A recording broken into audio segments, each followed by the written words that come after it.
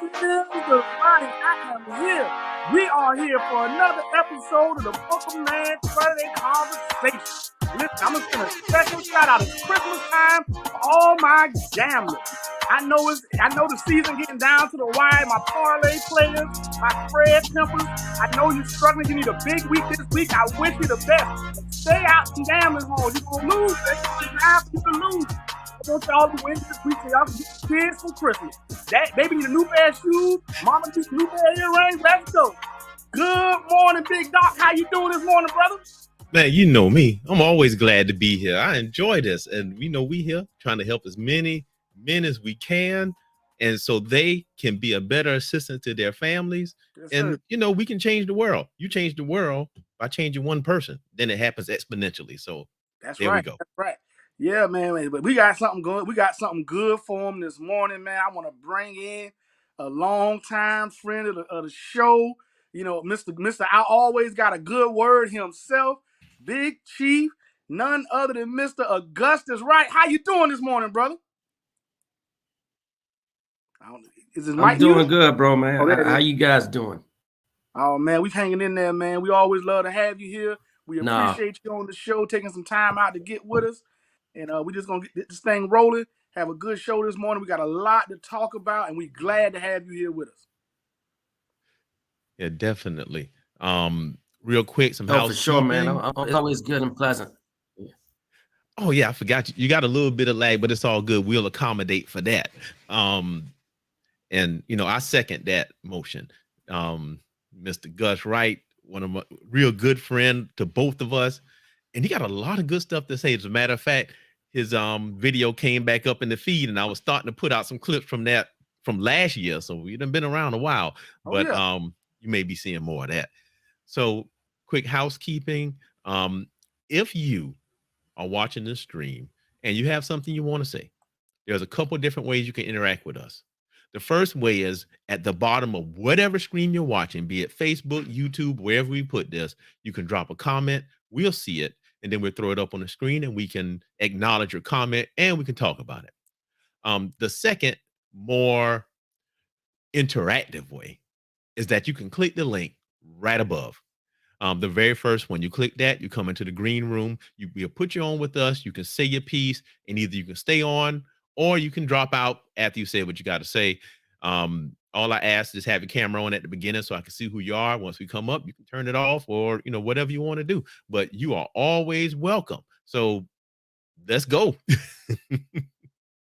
Yeah, man, it's been an interesting week this week.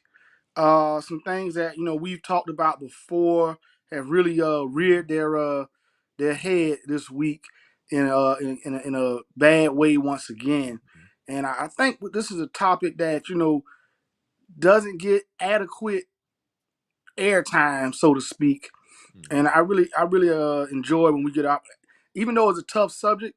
I appreciate and enjoy the opportunities we get to have these discussions. Yeah, I'm always talking about this a lot. Every chance I get, because it's a major issue that does not receive the attention that it should. So I'll throw this up, and I'm referencing a show we did before about Michael Beasley. He is me. He is me. Even the young man that self-deleted himself, he is me. All of the men that thought about doing it, he is me. And we have to find a way to help. We have to find a way to let them know that they have a support system. I just want to start with this. I'm going to share something with y'all, and I always share this just to put things into perspective. All right, hold on. Let me put you on. Oh, there we go. Let me put him on. Hold on. Gus switched up. Let me throw him back on. There you go. Yeah, he is. All right. Let me go ahead and share this real quick here. I got a couple of things, but this is real important. So what you see here is from the National Suicide, the National Institute of Mental Health. I'm sorry, that's what it is. And again, data courtesy of the CDC. What you have here is on the left-hand side, female and race. On the right-hand side, male and race. And these are suicide rates. Mm. But look at this. And I'm going to draw your attention to right here where it says black. Matter of fact, let me make it a little bigger so it can be clear, because it's going to drive a lot of our conversation. Oh goodness, it went too big. Hold on. Let me back it up a little bit to where it was. Okay, so we got black right here. If you look, the average female suicide rate is 2.9%. Now, this was in 2020. But this is the thing that people don't talk about. Look to the right of that. Male suicide rate is 12.9. Black men. Is that 12.9% of black male deaths is accounted for by suicide? Is that what that number says? Age adjusted, it's the suicide rate. So the rate of people that commit suicide. So when you take all the people that have committed it, 12.9% out of all the black people are black males. And if you notice, that rate is more than 4 times as many. More than 4 times as many. And among all races, men, if you look at this data, they committed at multiple times the rate of our female counterparts. And the reason why I bring this up is because this is one thing nobody talks about. Nobody talks about this. You know, I saw this a time when I was teaching elementary school, and the people came to speak about this, but they focused solely on the girls. And when I learned that the boys were more of an issue, but they never talked about it, that's why I saw it was a problem. And this thing, it just keeps happening over and over. I was watching something. It was like a documentary style thing, and it was about news.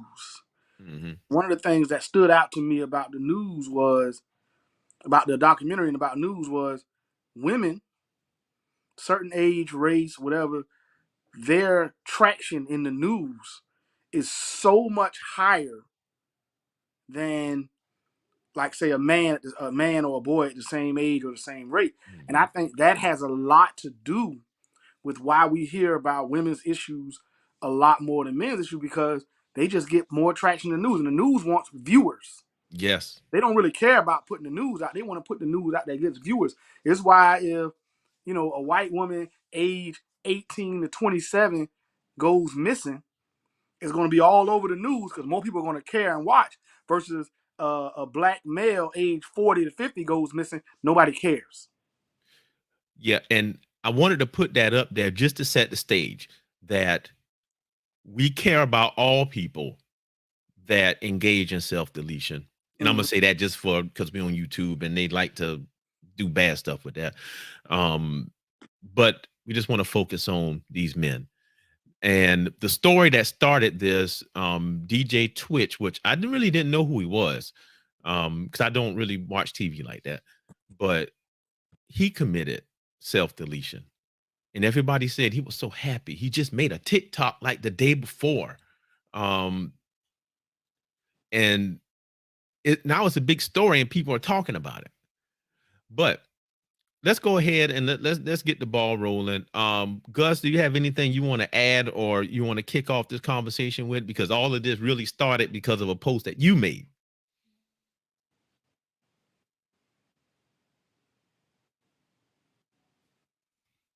Can't hear you. Can't hear you. Are you muted?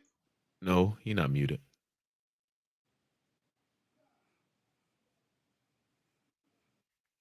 No sound. No sound, Gus.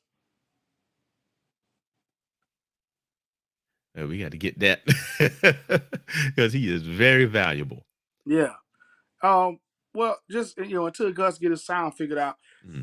First off, I've been trying to look. They haven't released a lot of information about it, and you know, in all due respect to the family, I understand. Mm-hmm. I was just interested in the circumstances surrounding it, because yes, he did just release a TikTok, and he did seem like he was going well, and from all reports, he was very active in his family. There weren't, to what I've seen, any severe money issues. Mm-hmm. And I haven't seen a history of previous mental health issues with him. So, I'd be interested to see all the details of what actually happened because it's kind of it's very mysterious right now. But overall, and I hope this gets. I hate for it to be that way, but I hope it gets some attention in the way of we need to figure out why a young man like that, because he's relatively young. Yeah, I think he was what, 30, 39 or something like that.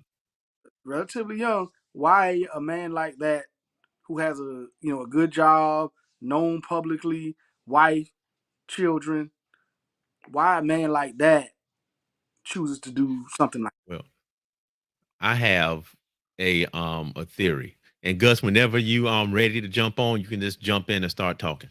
But I have a theory. And there's some things I put together.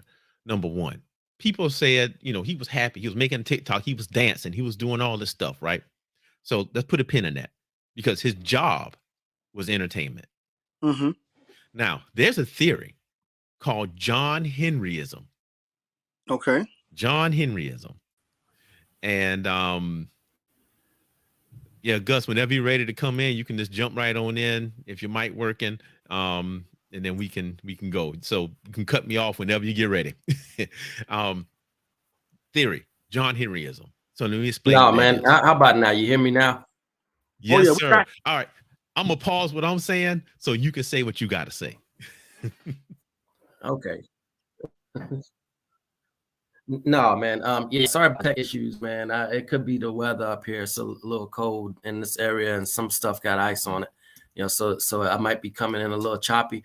But only thing I was going to add to the original conversation, that statement bothered me as well. Hearing a lot of people say, "Okay, well, it seemed like which had it all," and that always brings me to the question of, okay, what is all? What is thing?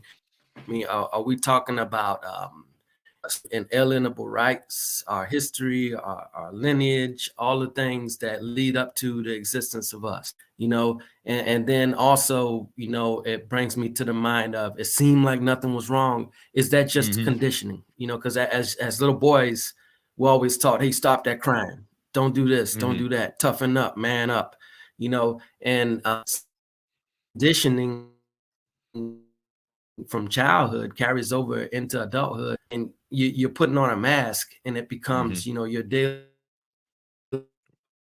routine to go out and pretend to be okay when you're really not okay. Yeah. So after it in a way that's gonna cause some meaningful change for people. But watch this. Okay, so what I was saying earlier, and we all in alignment. Everybody said he seemed so happy. He was making TikToks. He was working. He had money. He did all this stuff, right? And I said that entertainment was his job, right? So I want to keep that in your forefront. And I was talking about John Henryism. It's a theory. They did many studies on it, and it's something that they studied specifically with African Americans, focusing on African American males. And if you remember the story about John Henry, he was the man. If you don't, I'll tell you very briefly. He was pitted against a machine. They had to lay railroad tracks, and it was John Henry versus automated machine. And if you remember about laying railroad tracks, if you don't know, they had to put down the railroad tie, which is the big wooden piece, put it down, put the rail on it, take the spike, beat it in, and do that on both sides. Had to keep going.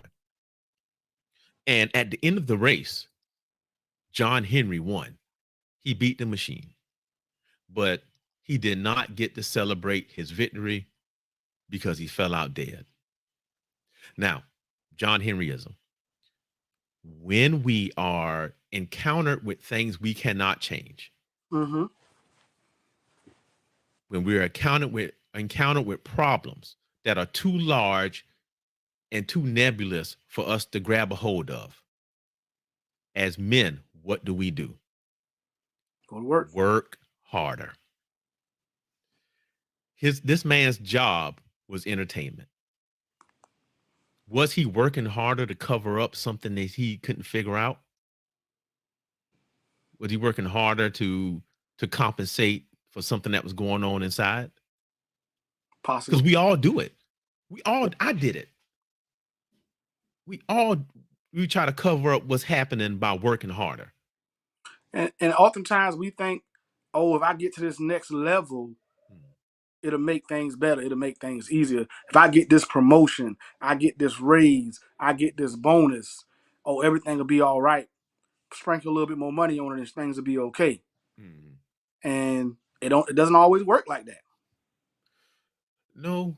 And this is another conclusion that I mean, that's a great sentiment, always having to be ambitious for the next thing, but we're not completely holding people accountable for what they owe us. Just like I said, I've spoken in the past about reparations. I don't care if you got Jay-Z money, you could always be 40 acres and a mule richer, and that's just a fact, and we can ask ourselves, how different would the world be for a black man if Abe Lincoln was assassinated and we got what was due to us? Because too many of us, seem to have it all. But we ain't got them 40 acres in that mule, man. And we'll make it a little bit easier. And do the math. I always tell people, do the math yourself to see, of today, that are intangible, that have nothing to do with monetary value.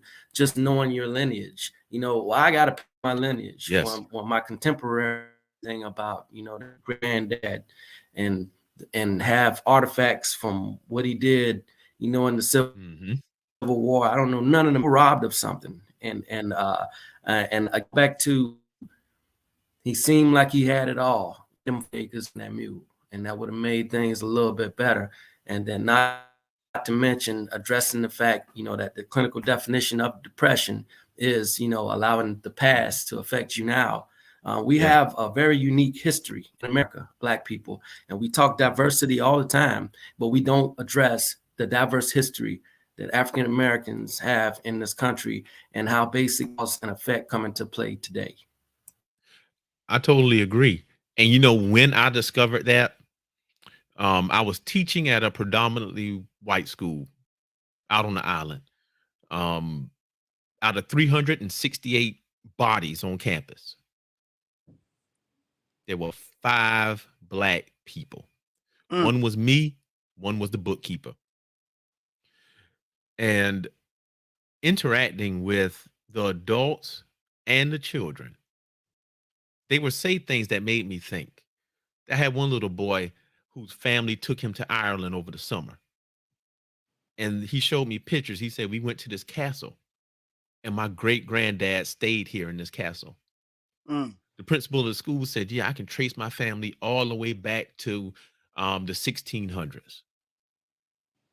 As far back as I can go, when I thought about it, my granddaddy. And that's 2 generations. That's for a lot of us. That what was that that 1912 or one of the 1910 census is as far back a lot of us can go. 100 years. That's 2-3 generations for a lot of us. So go ahead. So I asked this question. Now, I agree 100% with Gus on the reparations and the 40 acres and the mule, but how do we restore the trauma that we've done? I agree 100% with Gus on. So let's talk about that then. Honestly, I think that I don't know. Yeah, sorry about that. I'm probably lagged out, and I don't mean to cut you guys off, but the trauma, man, that's a big one, and I really do think that we have to normalize, seeking help within our community, because, you look at it, every day. Like, for instance, I'll use biology. My son plays basketball, and he's been on all sorts of teams for several years now, and been on teams had to carry. He's been on more teams that he's had to carry than he's been on good teams. Like, he's on a really good team now. They've only lost 1 game this year, and he's still playing like a character. You have to, you know, use the talent to your left and your right. You have to get help. You know, you have to allow them to help you. You're not the best player, and I think that that's something that is, you know, it's so to our, as men, because we're so used to having to carry the load that we don't recognize that, okay, You borging out a little bit there. Yeah, it's cutting out. Borging out, but maybe try to disable your video and just have your audio. That might help. Yeah, you froze in a little bit. And But I think I understand what he was trying to say. Mhm. I feel like he's basically trying to say, you know, we at a point now where there's help available from within our own community, and we're not really taking advantage of it.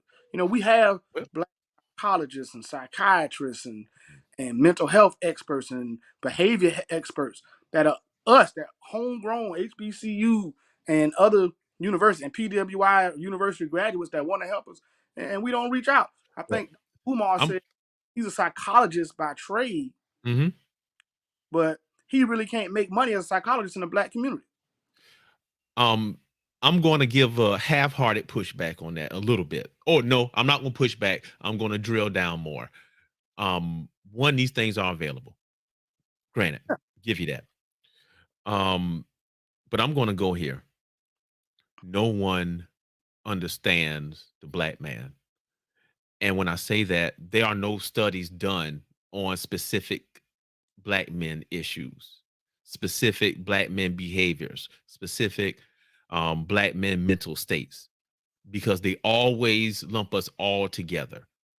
They always say women and, oh yeah, the men too. You can't even find hardly a black male studies class.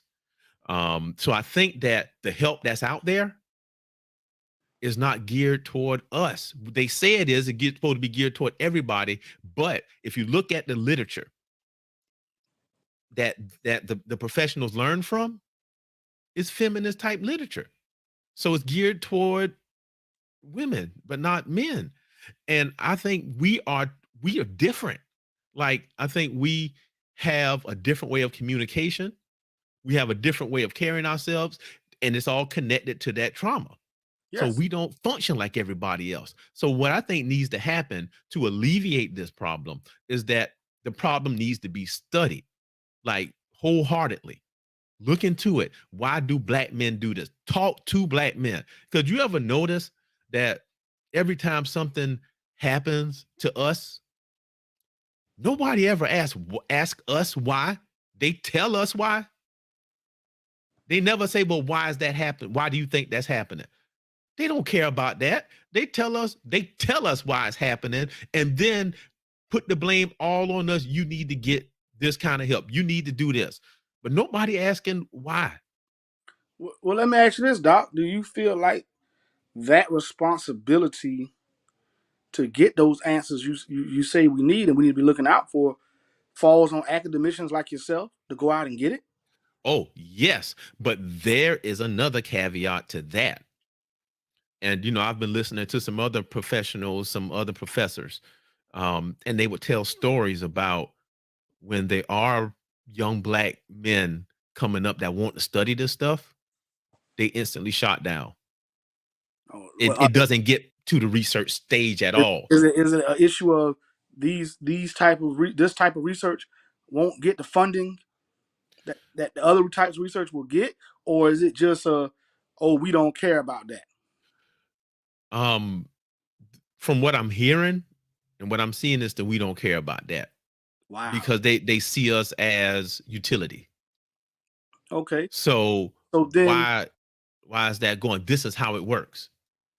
So then would it be incumbent upon people like yourself, academicians like yourself, who want to study this and have the skills required and needed to study this to go to a source for the funding and for the attention outside of the academic world. Maybe, independent funding from some of our, our black billionaires and some of our black owned businesses.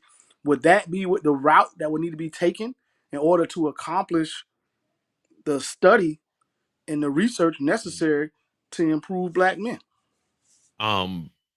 Probably so. I mean, this is a very deep issue it's more complicated than we making it out to be. Oh, very much. Very complicated. So yeah, the study not there. Like I said, they don't understand, but we understand each other, and we do a lot of nonverbal communication. Yes. A lot of nonverbal communication. So if you have people that communicate nonverbally, and you have to actually intend to communicate verbally, you're leaving a whole sector out that's not intending to communicate that way. I mean, talking to another man helps a lot. I want to play this real quick. Let me share the screen here, and we're going to do that and that and this. Okay. This is Michael Beasley. We talked about him before. Mm-hmm. Listen to what he's talking about, and then let's discuss that. When something like that's going on. No. There's nobody on the team to talk to. There's nobody to express that to. Like I tell you, secrets turn information, right? Like it's always somebody on the inside that's going to tell what's going on. And it's like, bro, at that point, I don't even know who to trust no more, because it's like, when I was growing up, like whatever you was going, anything you was going through was just like, it wasn't mental health. It wasn't he crying out for help. It wasn't nothing other than, oh, it's just distracting him from basketball. That's your problem. That's your problem. It's distracting him from basketball. You did. All right. What's your thoughts on that? I think he's right.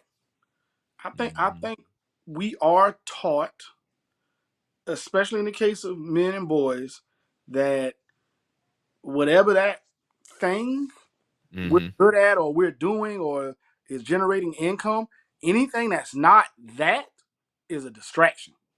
Mm-hmm. You're crying, you whining, you having a bad day, you in a bad mood. Hey, listen, you gotta get over that. You gotta get past that. We gotta get to this business. We are not afforded weakness. We are not afforded struggle, not mental struggle. Physically, we can struggle. Mm-hmm. They'll help us with that.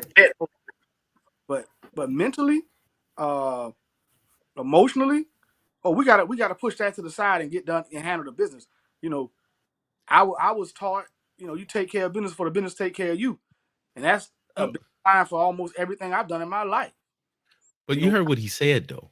Have I feel but you heard what he said? The part I want to zero in on is he said, you mean to tell me it's nobody that you can talk to? And his first words was, they're going to use it against you. I don't know who to trust. And then that goes back to creating a solid circle of people that you can talk to. You and I did it. We did it. Yep. We did that. Yep. So you can't, and I don't have millionaire problems. No. I don't even know what that's like. But at the same time, I do have black man problems. And I do know that talking to somebody like you or somebody like Gus when I'm hurting helps, because y'all get it. Yeah. I can say a part of a sentence and nod your head. Yeah, I know. I think for us, and it doesn't even take a lot of conversation. I think the biggest thing is knowing you're not alone. Yeah. I think that's really the biggest thing. We oftentimes walk around going through life thinking we by ourselves. Yeah. And so look, Jamel said this. The problem is no one acknowledges the struggle the most. We get but in acknowledgement of our issues. So they don't acknowledge what we're going through daily. They just know, okay, black man, y'all need to get therapy. Y'all need to do something. And then he said, millionaire problems are the same as yours. The appearance is different. Mm-hmm. So in this whole thing with this gentleman, do you think he probably didn't have a circle of people he could talk to? He probably had it, but just like Michael Beasley, wasn't sure who he could talk to. Mm-hmm. It was probably somebody right next to him that would have listened. But I don't know if we reach out. If you wouldn't have reached out to me when you did, Doc, I don't know if I would have reached out to anybody. And I know I got family that love me in the talk, but I still don't know if I would have reached out. Honest to God. And I needed to reach out. I needed that conversation. You know I needed that conversation. But if you wouldn't have reached out like you did, I don't know if I ever would have talked to somebody. I just would have sat there in my little situation I was going through and did whatever I had made up in my mind was the right thing to do. But I know now, had I not had that conversation with you, I may have never gotten to what was the right thing to do. And that's real, man. That is real. I went through the similar thing. With the guy I was co-teaching with, T-Man. I mean, that's my brother till this day. Total opposite of me, tossing the white dude. But, I obviously y'all know where I am. I'm Christian. I'm the preacher. I do all of that. And I heard the voice tell me, tell him what's happening. That's how I heard it. Tell him what's happening. And I did it. And when I told him, that's when the world started to change. So Jamel said he was living in a world that wasn't natural. He was performing everywhere, even at Ooh. See? Boy, Jamel, you said something just now, brother. Boy, I like that. John Henryism. See? But how many times do we perform, like he said, like him? How many times do we perform at home? We know we do it. Gus, you back in with us, brother? Yeah, I think I'm back. You guys can hear me all right? Oh, yeah. Perfect. Perfect. Okay, man. I've been listening in, trying to unravel the tech issues on my end. I'm just going to turn the camera up, Stains, because it's a little cold up here now. But all poignant points that you guys have been making. But I still keep leaning towards, even if you got a circle of trust and friends or a friend that you are comfortable with talking with, is that friend qualified to help you with what's going on with you? Same thing. Okay, if I got a gunshot wound and I'm hemorrhaging, I'm bleeding internally, I know you guys will try to help me, but I don't know if you're qualified to help me with that. I need a professional, and it's the same thing. We have got to normalize getting professional help with psychological issues within our community. And we have to acknowledge that those things erode every fabric of our lives if we don't address them professionally. No different than that gunshot wound will quickly kill you. It's just a slow death, if you're not addressing your psychological pain. Over. I would agree, but I think that it has to come in stages. You talk to your close friends and they may give you some advice or just listen to you. And they may suggest, hey man, you might want to get some extra help for that.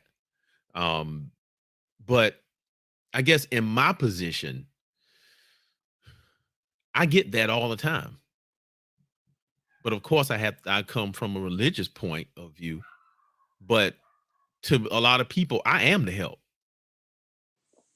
I see that. How about this? Let me take this approach.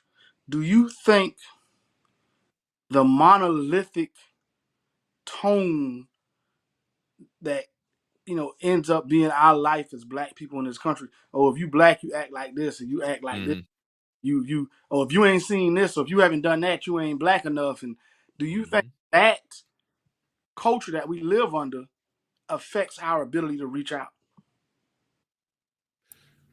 Yeah, I think it's a huge impact on whether or not we'll reach out and seek help, because nobody want to seem weak. you know, because unfortunately, you know, we come up in some communities where it's survival of the fittest, you know, that you either gonna be a predator, or you're gonna be the prey, you know, Right. and that is a part of that onion that has many layers that I've been talking about, because those conditions exist as a result of poverty, which is lent, you know, as a result of Jim Crow and as a result of slavery, you know, and you know the greatest trick played on our community is that it's not enough to go around, you know, and for what, you know, for the $150 shoes, they cost even more nowadays. Oh no, Or they you 250 just now. need your basic necessities met, Yeah. you know, and you know we beat ourselves down trying to keep up with that kind of stuff, when in reality you don't need any of that stuff. You know, you want those things, and when we learn to,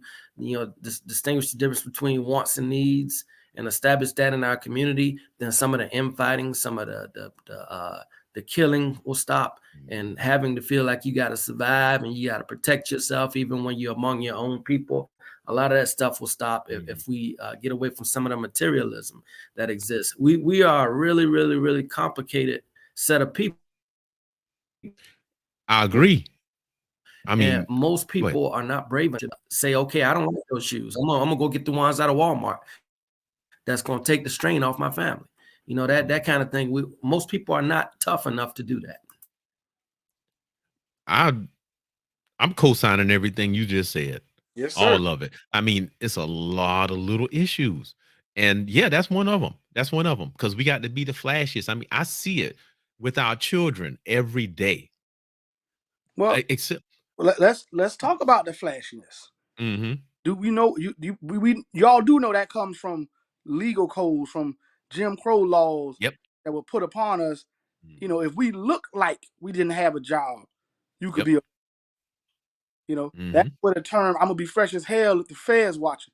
I'm gonna look like I got something, so they don't think I'm not doing nothing. That's true. That's why I say, and Gus is right. The trauma and what we've been through in this country is unique. You know, there was a point in this country where a black man could just be walking down the street, but if he wasn't dressed well enough, he could go to jail. And what's bad is that was what, 60 years ago. You know, that's the bad thing about it. So it wasn't that long ago, man. That's why people who talk all that nonsense about get over it and forget it, like you out of your mind if you're not affected by that stuff right now. And you know, and that's why I cringe again at that statement. He seemed like he had it all. A lot of people, you know, say to me sometimes, okay, you know, having 4 college degrees and doing well in life, people will say you got it all. I ain't got my 40 acres or that mule. I ain't got it all. And I could use a little bit more. And then what a lot of folks don't realize is that, okay, who do people like you and I call when we need some help? If we're the one in the family who got it all, you know what I'm saying? Who do you turn to? Man, you dropping all them bombs today. Yeah, and what is having it all?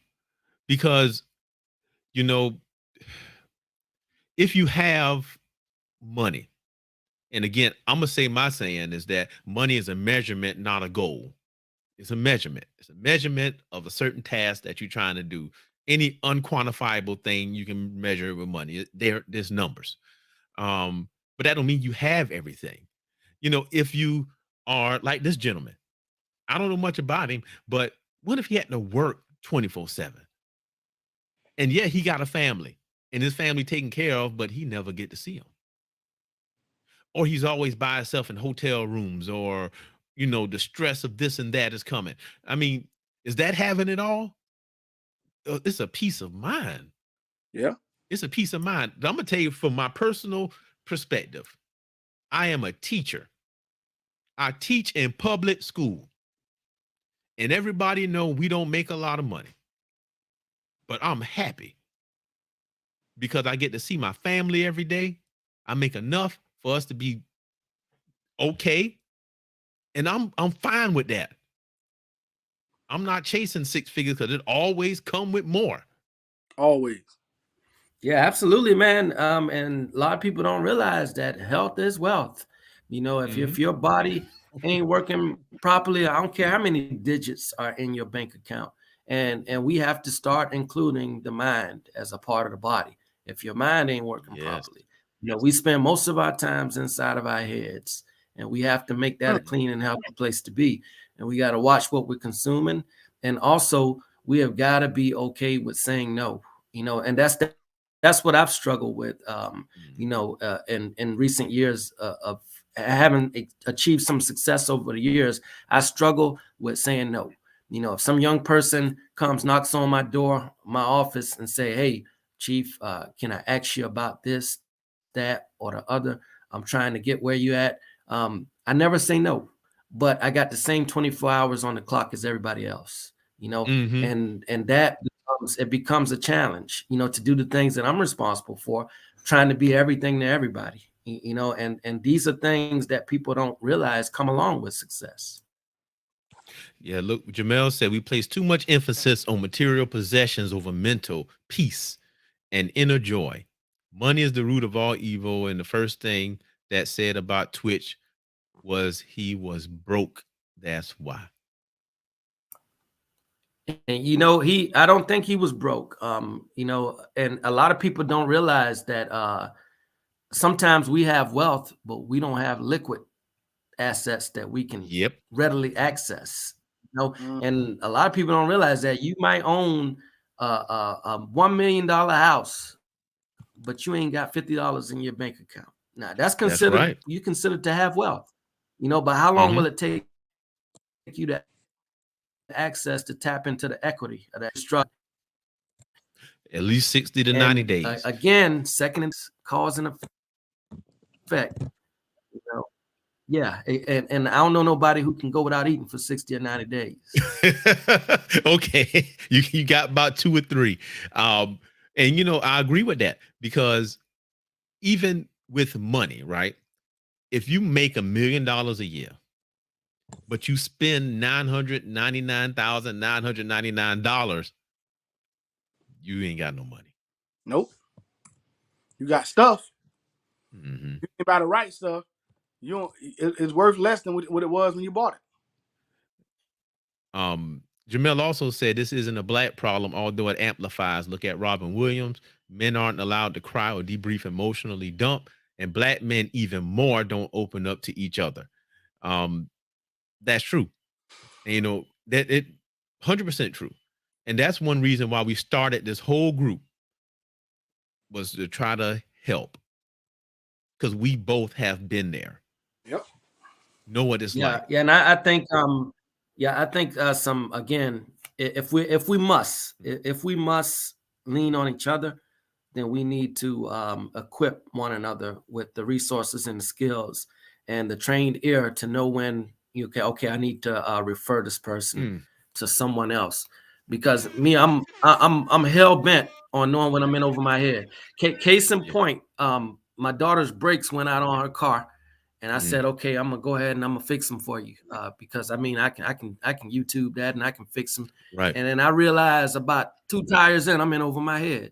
You know, I need to get a pro to do this. You got to know when, man. And if we're going to talk to each other, if we must, then we need to train each other to recognize the signs and the symptoms and the behaviors surrounding somebody who's in distress and dire straits, that we need to refer to a professional so that they can dial 988 or any of the other resources out there to get them some professional help. I'm with you 2,000%. Yeah, I agree 100%. I think it's only a starting point for us to be willing to open up and have these discussions with each other. That's the starting point. And I think it's all about finding where each individual is comfortable. Some of us are comfortable talking to each other. Some of us only comfortable talking to a professional. But whatever your level of comfort is, I implore men to reach out somewhere. Even if it's just, hey, can somebody recommend somebody for me to talk to? But you know what, though? And again, I'm speaking from my personal experience. It is hard the first time. to tell your homeboy, tell somebody that it's hard. It's hard. It's hard. Because I know for me, I could barely say it, but we all are open if somebody come to us. And like Jamel said down here, it shouldn't be a must. We should be like the White Lotus from Avatar. We should actively seek out opportunities to help one another, but we don't. Well, I think that's a double-edged sword. Mm-hmm. Because we are, as individuals, reluctant to reach out, we are also in turn, reluctant to reach out about our own issues. We are also, even when we see somebody might be struggling, we are sometimes reluctant to say, hey, man, you can talk to me. Yeah. Because we don't want to make them feel like we see them as less than. Mm-hmm. Because that's the biggest. No one also, wants to feel like less than. Yeah, I know. I mean, I seen this one post some years back that said, when somebody is willing to help you when they're struggling themselves, that's love. And Yes. I mean, we got to acknowledge the fact that, some of us, lean on other people that are going through it themselves, and then what are the compounding, effects of that? When you're talking to a friend who's going through some severe depression, or in some cases, something even more serious than that, like a schizophrenia, because I've seen a lot of things over the years. Okay, what does that do to you? Especially if you're trying to be there, because a lot of people, they're saying, okay, be there for your people. Okay, how long? What if this person's calling you every day for 2 years straight? Are you willing to go the distance? Which is why I say, we gotta start leveraging the resources that are out there and making it normalized to reach out and take advantage of those things. I totally agree. And one thing what I was doing, I'm gonna start it back. When I would make those videos and tell me to rank how you're doing today between 1 and 10. Where I got that from was a TED talk this gentleman did. And he said his best friend, deleted himself the day after he talked to him. And he asked him, hey man, how you doing? And you know what he said? I'm all right. He said he was all right. But then, and he killed himself the next day. But when he started saying how you doing between 1 and 10, just because of the fact that we won't get into details and say, okay, this happening, this happening, this happening. But if they have to quantify it 1 through 10, man, I'm about a 3 today. Then something wrong. Yeah. And that's what I was doing. If somebody put in that comment, hey, I'm a 3, I'm a 4, I would message them immediately. Hey, something I can help you with. I listen, or provide some encouraging words. And I think that we have to be more. That's I'll tell you. I just want to add a little something to that, because we talk about the fact that there aren't any data points or research out there for Black men. It's a part of that problem. The fact that we don't go and get professional help. I mean, where's the data being recorded in our friends' heads, the friends that we go to, or is it actually being recorded at the the offices and departments that are supposed to be? Because if we're not getting help, that data doesn't exist. It's in somebody's head. It's but what needs to happen around. What needs to happen with that? Now, you're right in that. That's a good basis for quantitative studies. Yes. But qualitative studies yield more intimate knowledge. And this is why. Quantitative studies, you take raw data. They may fill out a survey, and then, you can compile the numbers. You can do it quick, but you have to have a large sample size. Qualitative studies, actual interviews, where you take exactly what they say, and you transcribe the whole thing, and you find the themes in it and connect it up. That's where you get the real stuff from. And those are studies people not doing. Okay, yeah, absolutely. And they're talking to their friends. That's where all the qualitative information is going. It's burdening their friends and their family members, but not professionals who understand that, okay, this is qualitative data. This is context that I can start to draw relationships, and I can start to create a demand signal that could go up chains in the government to say, hey, man, there's something going on with our Black men in this country. But if we're just talking to our friends, we're never going to get the results we want. So, okay, this takes me back to what we said earlier when I was talking to you, Doc, that maybe the reason we don't have the research is because there's no demand for it. Mm-hmm. So if we as black men haven't been seeking any help Right. professionally, then the academics and the professionals in that field don't even know is the demand for the help, and therefore there's no. They think we all right. Yeah, they think we all right. I somewhat agree, somewhat, but I do. Well, I know, and this is going back to their training, to automatically know that, yeah, they're gonna be all right, or don't see us like that. You know, it's like the old story about Big Mama house, right? Everybody had a Big Mama, and they would go to Big Mama house, right, on the holidays. But ain't nobody said how she got Big Mama house because of Big Daddy. And people don't even know their granddaddy's names. They don't even know. I had to ask that about my that's why I put Doc under my name, because that was my great granddad. And nobody they showed pictures and they always talked about grandma, but they never talked about granddaddy. I didn't even know they called him Doc.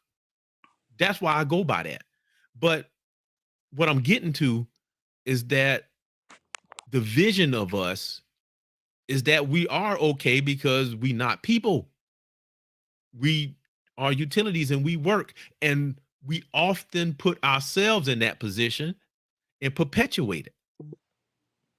But I guess back to what we was talking about before, and I am going to agree. We do need to get some professional help, but we have to be selective. Remember that girl? And I wish I'd have pulled the video. Remember her when we talked about her being a mental health professional, but the stuff she was saying and doing to these black men? And I think that's why they don't want to get it. They don't want to do it because that's lurking out there and they see it. So how can we fix that? Yeah, that's definitely an issue, you know, the trust factor. But I don't think that's something that we can fix, because there are medical doctors who have malpractice out there. You just have to report those things on a case by case. But just because, you know, those folks have malpractice, we don't stop going to the hospital. And we need to start going and getting seen about mentally on a routine basis to make sure that we're okay and that we're creating the demand signal. Because it's just like the old saying, you know, people talk about gun laws. They'll change the gun laws quick in America if every black man in the country went and who's able went and applied for his concealed carry license. And same thing with mental health. If we start going in droves just to say, hey man, I got PTSD just because I lived 18 years in the projects. That was traumatic for me. And I'm struggling right now with hoarding or whatever it is that you got going on, because I'm worried about running out of food because we ran out so many times when I was when I was a little kid. All of those little things are not normal. That's not normal. It's not normal to feel like you're going to run out of food. It's not normal to feel like you got to wear your shoes all the time because you don't know when some crap going to jump off. You know, and these are things that go on inside of black men's heads all the freaking time, and we treat it as though it's normal.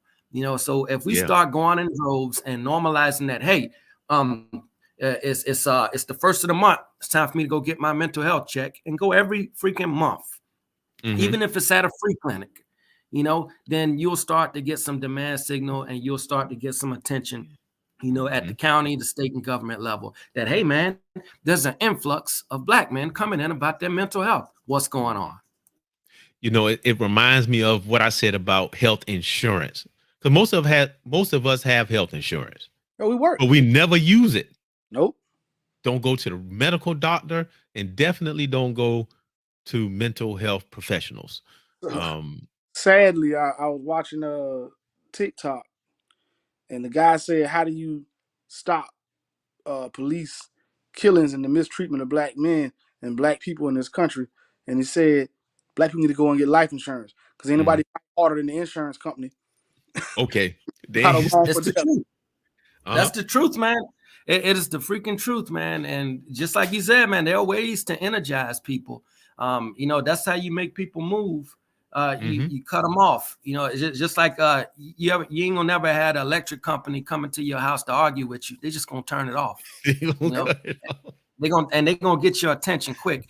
Same thing. We have to start valuing ourselves and realizing that we are a commodity to a lot of people, and we have to say, hey, boss, I'm not coming in today because I'm going to see about my mental health, and that's gonna add up a little bit. And we have to all do it. It has to be solidarity. And then they'll start caring about us because, you know, a lot of people like to say the term Black Lives Matter. I'm of the mindset that Black dollars matter and Black labor matters. Go ahead, bro. So when we stop giving up our dollars and giving up our labor and not asking for anything in return, you know, especially with these health insurance people, man, you giving away money every month if you're paying on insurance and you don't never go and leverage that insurance. You know, that's a crying shame that at the end of a year, we can't ask for that money back if we didn't use it this year, you know, but what you need to do is go get seen about. Yes, go ahead. And I strong advocate of that, man. You dropping all the bombs today, boy. I'm telling you. But you hitting it on point. We got to actually go and do something.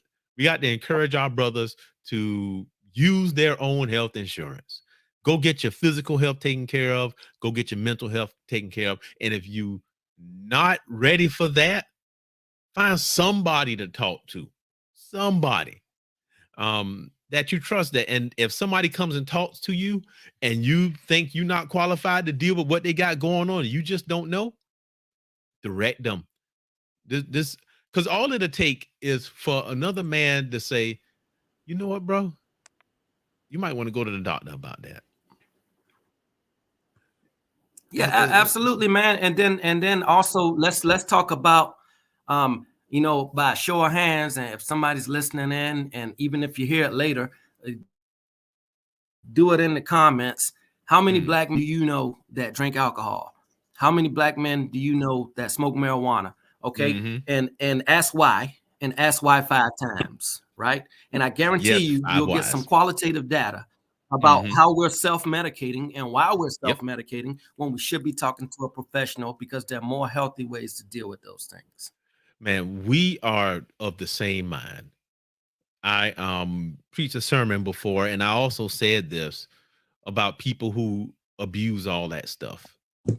And it's just a band-aid, because after you get drunk and wake up, the problem's still there. After you get high and come down, the problem's still there. So just go deal with the problem. And right here, I don't do either. Me neither. I don't do none of that stuff. But you're right about self-medication. And what I said earlier about John Henryism, the self-medication is not only from drugs and alcohol. We medicate by going to work all the time. We medicate by trying to keep ourselves busy with making money. Going to work all the time. A lot of people you pick your poison, man. A lot of people go out and fornicate with a bunch of women. It's a lot of things that create dopamine in your mind that make you feel like you're doing something good or you're feeling good, you know? And some of it's substance and some of it's just activities that are unhealthy, gambling, all everything but kinds of things people do to get that euphoria, you know? So, we do everything but address the issue. We do everything but focus on what the real problem is and try to, you know, actually get ourselves right. But that's what we do what we've been taught. Look at this. Humans are addicted to addiction. We just need our addictions to be healthy. Agreed. That's like going to the gym every day. Yep. Yes, but you can overdo it. I always say you got to have balance in your life, mind, body, spirit. And that's part of it. Yeah. You know, well, you know, there's no such thing as overtraining, only under resting. Overtrain, only under rest. You watching that CT Fletcher? I know that. Yeah, you know it. That's exactly. You cannot overtrain, only under rest. You understand? But I agree with that. But just, you know, to try to, you know, close this thing out and wrap it up. You know, I want to implore to the brothers. You know, that's why we're here. That's why we're here. That's why we're doing the. Hey, I gotta go. I gotta go. Oh yeah, go ahead, man. I'll shut it down for you. But yeah, but like he said, that's why we here. We started this whole thing to help other men to not be where we were before, to help make the world better. And how do you make better families? By making better fathers, better husbands, and better men. Because we have a sphere of influence. And if we are better, we make our sons better, we make our daughters better, our wives and significant others, we help them be better. And that's how we change the world. So that's why we have this here. So before we shut it down, Gus, I'm gonna give you the floor, brother. I know you didn't say it a lot today, but I want you to have the last word.